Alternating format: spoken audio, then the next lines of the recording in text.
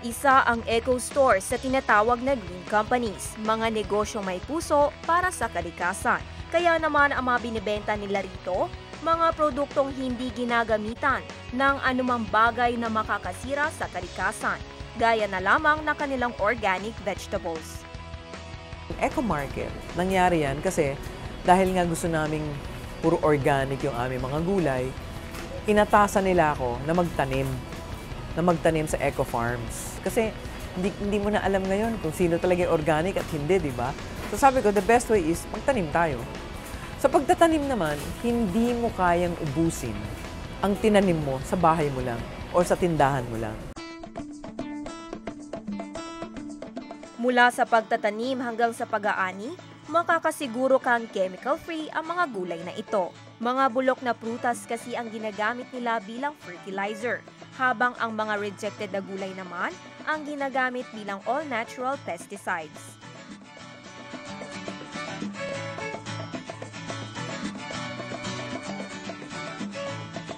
Dito sa Silang, Cavite, isa namang eco-friendly na honeybee farm ang aming natagpuan.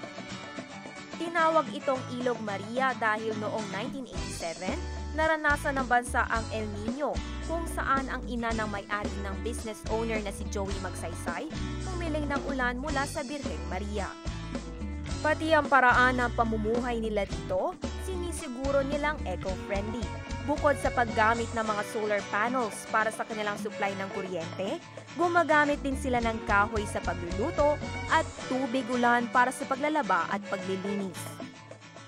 Pero damang-dama pa rin daw nila ang pagkasira ng kalikasan at isa sa mga pinoproblema nila ay ang pagkaubos ng mga bubuyog. Worldwide po yan.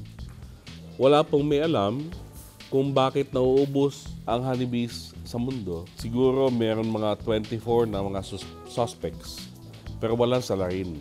Ibig sabihin yan, the world's experts don't know. Pag lubusan ng naubos ang bees namin, o di magsasaka na lang ako ng gate.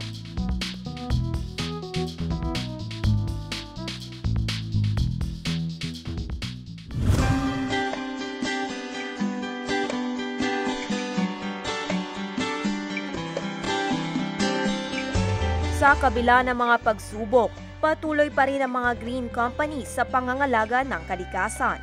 Naniniwala sila na sa pagsisikap, hindi lang asenso ang kanilang makakamit, kundi pati na rin ang isang planetang malusog at masaya.